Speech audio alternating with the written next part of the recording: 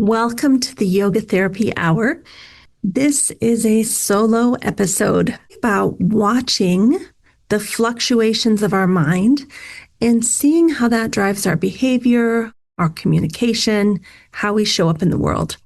This is really the heart of Patanjali's Yoga Sutra, that we are kind of rooted in the classical teachings, and we're starting to explore the deeper layers of ourself at the vijñānamaya layer, or vijñānamaya kośa, which is about your discernment and your beliefs and your wisdom body, and also your ānandamaya kośa, that place within you that you can find inner coherence, a quiet ease, a connection with the divine. So really, those are the areas that we're going to be discussing today. And we're going to be inviting observation. We're not analyzing, we're not diagnosing, because we don't do those things in yoga. It's about svādhyāya, or self-reflection. What is the quality of my mind and heart? What patterns am I repeating? Is there some identity that I'm protecting? And we can kind of gently analyze our habitual patterns. We can look at the things that are causing us suffering. We can look at the different states of mind and how they impact us. We can even go back and look at things that we call vāsanā, which is, what leftover residual imprint from something in the past is actually impacting me right here, right now. So these are the types of things we just naturally settle down and start pondering, consciously or unconsciously, in periods of deep rest, sleep, and meditation. So it's not like we're forcing a cognitive insight or a judgment like we might in a talk therapy. It's not about even fixing ourselves. It's more about having these aha moments where we kind of see clearly for a moment. And then from those moments of clarity, things start to emerge. They start to help us see how to suffer less. Welcome to the Yoga Therapy Hour. My name is Amy Wheeler, and I am your host. Today, we're going to do a solo episode with me, and we're still going deeply into the 8 limbs of yoga this year. So let's go ahead and get started.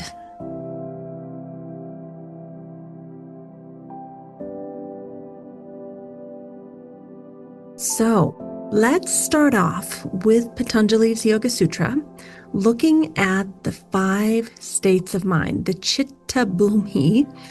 And again, when we look at our states of mind, we're really looking at the discernment layer, especially the vijñānamaya kośa. How do we show up for ourselves? How do we show up in relationships? How do we communicate? What's driving our behavior? So let's look at these 5 states of mind from the perspective of Vyāsa, because Vyāsa is the sage that basically helped us to interpret the Yoga Sutra. So in the first stage, I don't know if I should say the Sanskrit or not, but I will. You don't have to know it, but it's sometimes fun to hear. The kshipta. This is when your mind is feeling really restless, very scattered, very distracted, and overwhelmed.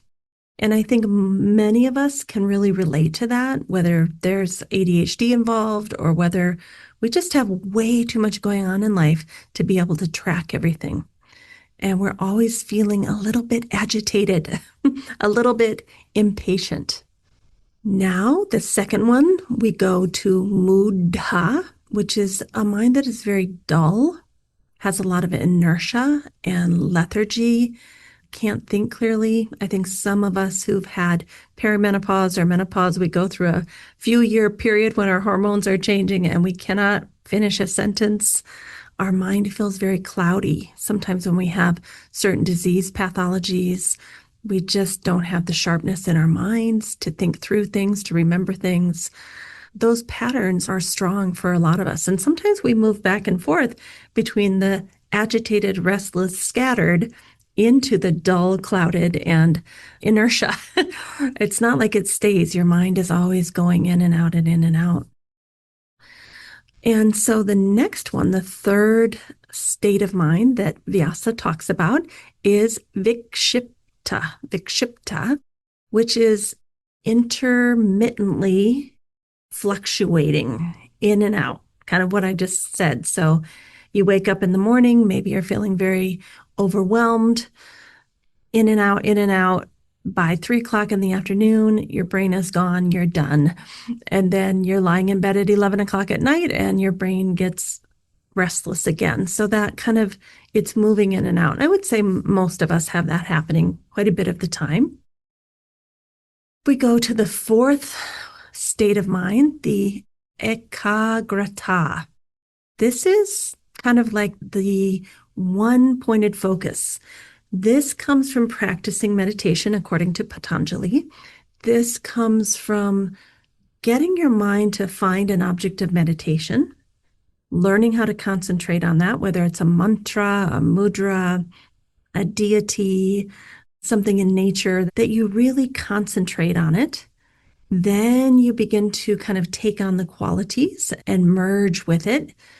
And then eventually we have samadhi, where we become one with everything. Not just that object do we become absorbed in, but we actually can expand that out to everything. And so that's our fifth state, is nirodha, where we are fully integrated. Our mind is at a place of stillness. We feel total absorption and possibly oneness. So the difference between those last two stages is we can have a one-pointed focus on something, an object of meditation, but we may not be feeling that oneness with everything. So when Patanjali is talking about what is yoga, it starts off, now we begin yoga. Yoga is citta-vritti nirodha. And nirodha is talking about that fifth state. How do we get to that fully integrated state?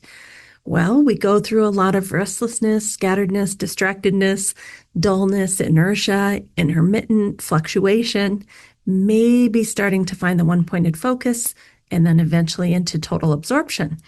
But that's something we have to work at. That's why we practice meditation. Many of you know Patanjali's Yoga Sutra is mostly about meditation and just a little bit of asana, ethical lifestyle principles. How do you pull your senses inward?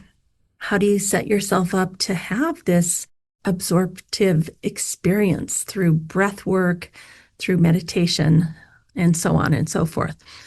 So that's kind of where we're going. However, this is why I get so much joy out of this topic. On the way there, as we're kind of sorting through the thoughts that come up into our mind and our heart and our nervous system, it's no easy journey. So usually when we decide to sit down, first of all, we have to just watch all of the craziness go across our minds. What are we having for dinner? And did I open that mail? And oh my gosh, we've got the taxes. And what's going on with my child or my parent? And did I remember? And oh my gosh, I think I forgot. And now the cat is crawling all over me. So there's all that kind of superficial sorting. And for many of us, that's what meditation is. It's an opportunity to just kind of be with ourselves and sort through the daily tasks. However, if we become a little bit deeper in our meditation practice, now deeper issues start to come to the surface. We kind of get through all that more superficial stuff, and we start to go into what we call past the manomaya, past the mind, and we start to go into the vijñānamaya kośa. And we start to question our beliefs. We start to think about, why did I make that decision? How did I end up here again? What habitual patterns am I doing that are causing me to end up in this place again that I said I didn't want to be? What is my identity? What am I identifying with? And is that causing me pain? Am I trying to protect something? Other things that might come up in deeper meditation. What are the stories I have about myself? Are they even true? What are the stories I have about other people, and are those true? What's my reaction to things versus my response? Did I respond in the way that I wanted to, or was I in reactivity? Is there anything that I'm kind of missing that my soul needs in this life? And now we move more into an even deeper layer that may start to come up for you at the ānandamaya kośa, reflections. Do I feel aligned in my life? Is my life meaningful? Do I have a life purpose? Is my life manageable? That's a hard one. Is my life manageable? Where's the internal friction within me and as I am in relation to others? Is my life coherent? Can I actually handle the life that I've built for myself? Am I having to give too much effort?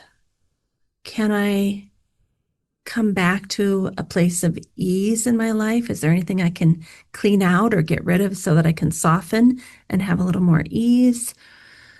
Am I striving for something that doesn't belong to me? Or can I kind of back off and know that what belongs to me will show up for me? What are the choices I can make to increase my coherence and get a more manageable life, which may involve trusting the universe, trusting the divine, knowing that if you make space, maybe things that have been stuck can get unstuck and other things can come into alignment. Oftentimes we're striving and we're pushing and we're forcing. We don't even realize that if we just backed off and created some space and had a little trust, things would come into alignment. So the ānandamaya kośa could also be about like, do I trust the universe? Do I trust the divine? Do I trust God? Do I not? Where does that come from? So I think you can see, all of this type of stuff comes up when we go to meditate. We don't just get to pop right from the beginning of agitated mind, tired, lethargic mind, fluctuating mind into bliss. I mean, some of us have a very preliminary experience that somehow we kind of pop in there with beginner's mind when we first start to meditate, but that's not normal. That's not something that's repeatable. And so the more common process is that we sort through our daily stuff, then we start to get to this deeper stuff. And it just kind of percolates up as we sit for meditation each day, or walk for meditation, or rest in bed doing a yoga nidra for the meditation. Now, I want to talk about a few other concepts that sometimes come up when we start to try to settle our mind. The things that have been inside of us that we have not had time to deal with or needed to be repressed to keep us safe or help us survive.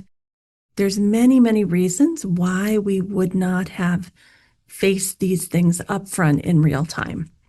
Could be many, many reasons, and there's no judgment, but they do need to come up at some point and be observed. And I think this is where it can get painful. We might find addictions to help distract us from feeling these things and thinking about these things. And oftentimes when we go to resolve the addiction, we have to go back and do this work, this underlying stuff that was trying to show itself and causing us a little pain. And then we ended up having an addiction, so we didn't have to think or feel about these things. So one of those might be a vāsanā, V-A-S-A-N-A, vāsanā, exploration. What are the patterns in your life that you feel drawn to repeatedly? Even when you say, I don't want to do that anymore. I don't want to be a workaholic, or I don't want to drink wine every night, or I don't want to have so much caffeine. What are the patterns that you're repeatedly drawn to? And that could go as far as even relationships, work environments, pretty much everything, mental, emotional patterns. We could also look at when a painful emotion is coming up. When have we felt that before? How come that feels so familiar? That's something that can be a little bit vulnerable or tender to look at and maybe think through. when have I felt like this in the past? And then also looking at what environments, people, places, and situations am I putting myself that kind of reinforce these tendencies to repeat these habits and patterns and emotional states. And then also another one is like, what is it that you seek out when you're feeling uncomfortable? When you don't want to feel, what is it that you seek out to try to cover up that feeling? Other things that we sometimes reflect on during meditation, and these can also be reflected on with licensed healthcare practitioner like a psychologist, but in yoga, it's kind of built into the 2,000-year-old teachings of kind of like Buddhism. We have these teachings. We've been doing this for thousands of years, and it's a self-empowered practice where we are looking at this for ourselves, through ourselves, with ourselves. So, some people are like, wait, you can't do this without a qualified healthcare practitioner. I don't know. I feel like yogis have been doing this since the beginning of time, and we can engage in this type of self-reflection. And if we need support and we feel like we're needing it titrated a bit, maybe we don't design our own practice. Maybe we get help from a yoga therapist or even a psychotherapist. So just to say that these teachings have been around a long time that I'm talking about today, and people have done self-guided meditative reflections, either intentionally, where they've kind of set up a certain meditation to reflect with, or this stuff just comes up. They just go sit down on the cushion and try to get a quiet Zen mind, and all of a sudden all this stuff starts popping up, which is kind of unintentional, but we still can sit and reflect and feel and be with it. So some of the other things that sometimes come up are, what are the early experiences that shaped who I am today, or what reactions I'm having today, or why I feel the way I feel? Why do I feel unworthy? And what were the early childhood experiences that shaped that feeling of unworthiness or untrustworthiness, or you put in the word you want? And where were those beliefs formed? Is that a belief that our family had, that our ancestors had? Is that a belief formed around trauma? Many, many times our personalities are actually shaped around traumatic events and experiences, and even the trauma of our lineage. So is there anything we could breathe through and feel through there? And then, who am I? Why am I here? What is my identity? What am I here to do as a human being?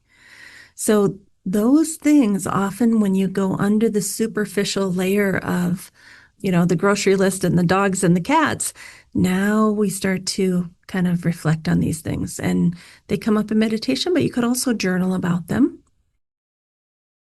So we could also move into something called the kleśa inquiry. The kleśa means causes of suffering. What is the root of this misperception or misunderstanding that's causing me so much pain? And that could be misperception about myself, for myself, or it could be a misperception or misunderstanding with another human that you're kind of like, I don't understand this. How can this be happening? What information am I missing? Where am I being judgmental? Where am I not setting a boundary? Another one might be asmita, things around your identity, your attachment to your identity as a mother, a daughter, a worker, a colleague, a boss, a student, a teacher, a dog owner. Like, what identity? Identity with a certain amount of income, or showing up looking a certain way, or having a home that you feel comfortable sharing with people. All these things that make up our identity, and really trying to see how that might be causing us suffering because of an attachment. And then a third kleśa is raga. What am I clinging to? What am I holding on to that no longer belongs to me, that maybe never did belong to me? What am I trying to get that really I just need to soften a bit and not have so many desires and so much haste and so much going for it? We're very much rewarded for that in Western society. What would happen if I wasn't always going and striving and trying to get more, more, more. And then the fourth one, dvesha.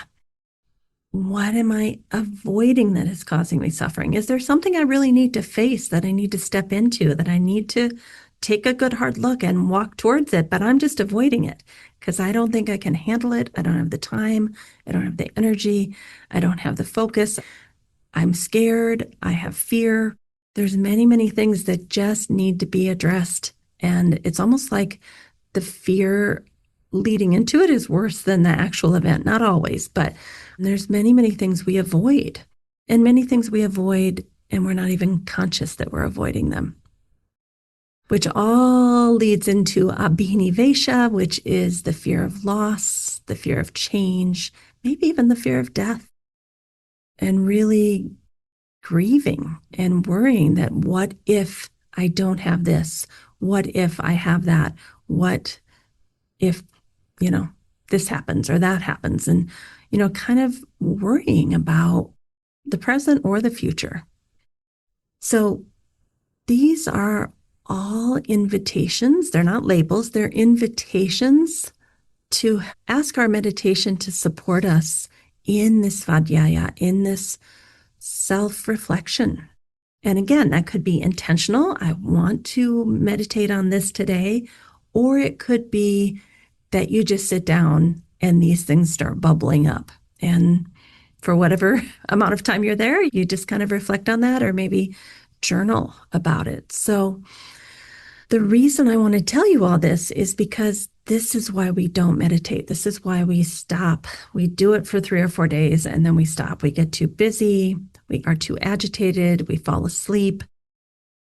Or when we decide to do these things, it's just too much. We don't have the space in our lives to actually be with this kind of depth of self-reflection. And this is why that in the childhood and householder phases of life, oftentimes we aren't allowed to do this work because we just don't have the time, the energy, the money, the focus, the space.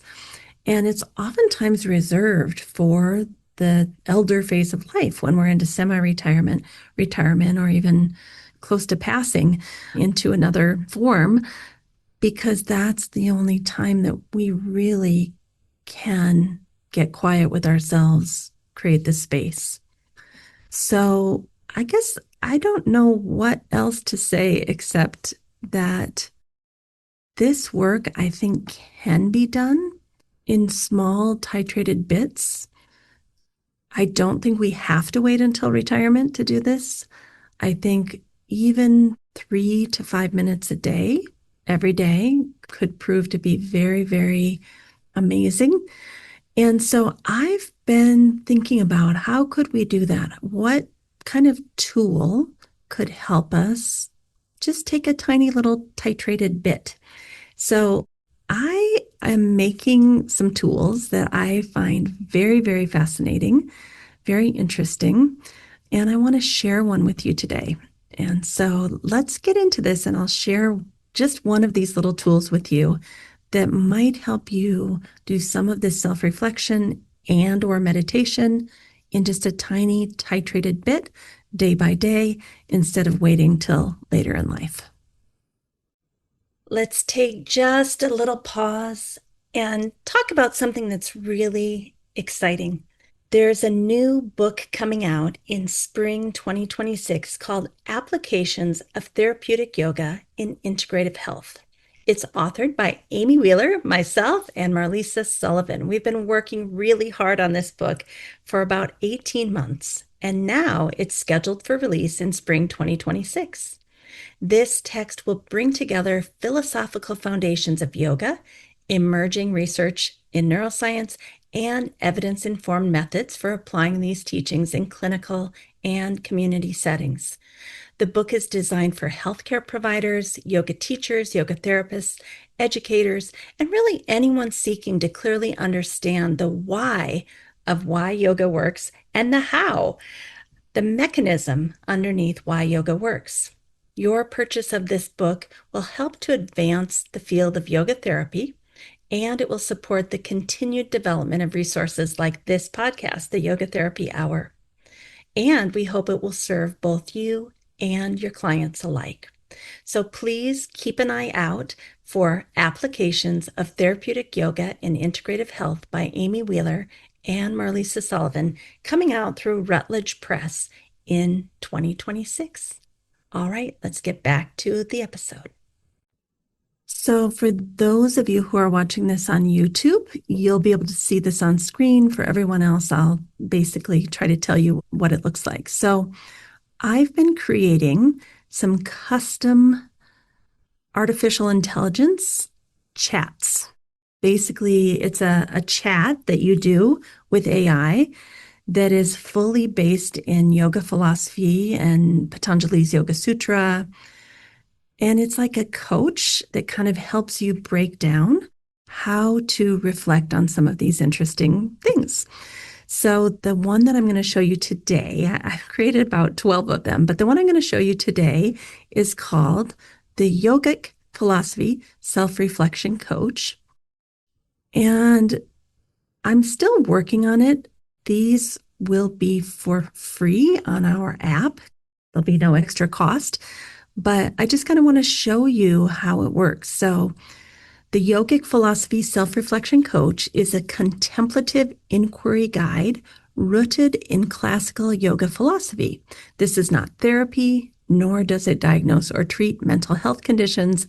It supports philosophical self-inquiry grounded in the teachings of yoga.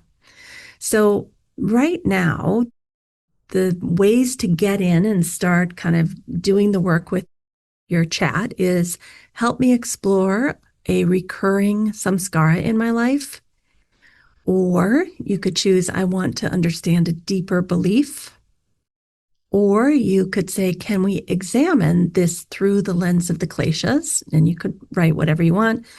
Or how do I interrupt a vāsanā without suppressing it? So let's just go to one of them. Help me explore a recurring saṃskāra in my life. So you click on that and it starts off and it says, let us move slowly. Before we name it a saṃskāra, let's just begin with some observation. And then it says, what's the recurring experience? Describe the situation, the emotional tone, the behavior that follows, and the outcome. Keep it concrete. One example is enough. Then you could go through and chat with it and tell it about that. And it says, stage 2, we're going to go into recognizing the patterns. So what is repeating beneath the surface? And let's just stay right here, right now with lived experience. Take a breath. What is the pattern you notice returning again and again in your life?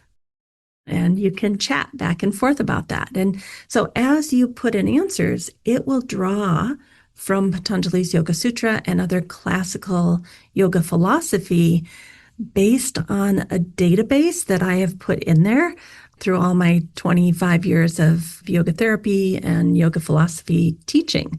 So that database is kind of like the optimal state database that it draws from when it's answering these questions and you're going back and forth. And by the way, I don't see any of your chats. I don't see any of this information on my end. I can't even see who went in there. It's literally not visible to me. All I can see is what I set up in the template. Now, with that said, if I were you, I would be careful. We don't know how everyone's going to be using this AI stuff. So whenever I do things like this, I write, I have a friend who, or I have a client who, or I know someone. And when it tries to say, Amy, is this you? I say, no, it's not me. This is my friend. I told you it's my friend. So I just want to say that. Don't put your name. Don't put in too many personal identifying things about yourself. Keep it so that it cannot recognize you. Again, I can't recognize you. I don't even know you've been in there. There's nothing on the back end for me to see what anybody is doing. But I don't actually 100% trust the AI companies if you put your full name and your address and your date of birth and all that. I personally would not encourage you to do that. So this is just one of the self-reflection yoga philosophy kind of tools that I've been dreaming up to see if it can help us, learn how to do this self-reflection in little bits. And then what you could do is you could go back and forth for 5 minutes, and then you could say, why don't you choose a meditation that you think would be good for me today? And then it could tell you, here's a 5-minute meditation I think would be great for you today. And you could go do that meditation. So it's kind of like a yoga philosophy coach that helps you target your meditation, again, so that you can do just little titrated amounts. Now, some of you are screaming, running out of the room right now. I know. It's not something you want to mix. You don't want to mix your yoga philosophy, your meditation with artificial intelligence. And I honor that. If that's where you're at, no, don't do it. And some of you might even be thinking, well, gosh, if we have this, why do we even need a yoga teacher? Why do we even need a yoga therapist? I don't actually think that's true. I think people want human connection. They want to be with one another. And they also like 24/7 chat. They like the convenience. They like that it's low cost or free. So just to say, my firm belief is there is room for both. That if we see someone every week or every 2 weeks or once a month, there is room for this type of technology to be used in between times. It doesn't mean people won't come see us. And that's what we're seeing in the field of psychology, is that many more people who maybe are marginalized, have had low income, maybe they're in a rural setting where they can't get to a psychologist, maybe they don't have health care or mental health care, that the number of people asking for mental health support, and in this case it would be Yoga Sutra philosophical support, is skyrocketing. That people are really, really wanting support. And it doesn't mean that they're going to use only the apps and not be with us. I think there's still plenty of room for us. And we as a community are going to have to get comfortable with the fact that this exists and not throw in the towel and say, well, there's no room for me, I might as well quit. I do not believe that at all. I think this is actually going to expand the goodness, the benevolence, the teachings. It's going to get more people interested and actually create more opportunities. But we can't imagine what those opportunities are yet. We're looking at, in 3 to 5 years, the world is going to be very, very different than it is now. There's no holding that back. Do we want to be part of participating in that and putting benevolence and goodness and hope and really getting people to think about these positive ideas and learning yoga philosophy? I do. Now, it's okay if you don't. If you don't, then don't do it. Stay exactly where you are. Stay with your own heart. Be with your own self. There's no problem with that either. Nobody's right or wrong. And for some of us is kind of expansive and creates a lot of interest and vitality and creativity to go in and use some of these tools. So we are taking the ancient teachings from thousands of years ago, possibly noticing how these new artificial intelligence tools can help us to learn and grow. And I invite you to maybe meditate on that if you're comfortable with that, if you're not comfortable with that. And when I get these resources out, again, they're not something that can be charged for per se, but they probably will be on our Optimal State mobile app. So I look forward to sharing that with you when we get that up and running. And if you're interested, you want to be a beta tester and just kind of see what this technology looks like, you could always contact me through my website, www.theoptimalstate.com, and I can actually send you a link to try out what I just showed you. Right now it's on private, but the yoga philosophy self-reflection coach, I could basically give you a private link to that if you wanted to try it out and see what you thought, and then give some feedback. I think it'd be fun for us to do these kind of projects together. So, all right, everyone, have a wonderful day. It's been really fun to talk to you about the 5 states of mind, the ānandamaya kośa, the vijñānamaya kośa, meditation, the causes of suffering or the kleśas, And the whole idea that a big part of what we're doing in yoga is self-reflection, svādhyāya, and really getting to know ourselves better. All right. Have a wonderful week, and we will talk to you soon. Thanks so much. Thank you for being a listener of the Yoga Therapy Hour podcast. We have done over 200 episodes, and we have had over 200,000 downloads. And we hope that in some small way, we have supported you mentally, emotionally, and spiritually. If you'd like to support the Yoga Therapy Hour podcast in 2026, there's several meaningful ways you can do so. First, you can become a member of our Patreon community and donate as little as $5 a month to keep the podcast going. Your contribution helps us to sustain the depth and quality of conversations on the podcast. A second option is that you become an Optimal State mobile app member for both Android and iPhone. Again, this is about $5 a month, and we're going to start providing a lot of amazing content on our mobile app in 2026. We'll definitely want you to be part of that community. We also have a book coming out called Applications of Therapeutic Yoga in Integrative Health. This book will be published by Routledge Publisher in spring 2026. It's written by Amy Wheeler and Marlisa Sullivan. We hope you'll consider purchasing this book when it comes out in the spring of 2026. Again, the name is Applications of Therapeutic Yoga in Integrative Health by Wheeler and Sullivan.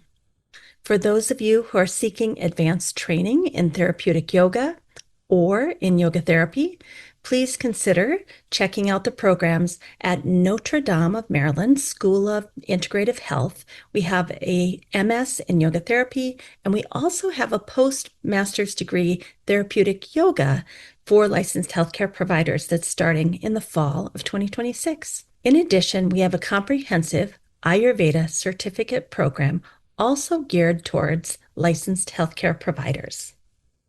Each one of these programs is a pathway designed to support healthcare professionals and yoga teachers and yoga therapists who are ready to integrate these teachings into clinical, education, and community settings. All right, thanks for listening, and thanks for supporting the Yoga Therapy Hour podcast. We wish you a wonderful week. We hope that somehow, in a small way, we've contributed to your well-being so that you can go out and share that well-being with others. That's what life is all about, bringing in the goodness through you and then shining it out to the world. We need you more than ever. So let's all get out there, do good, be good, and have a great week.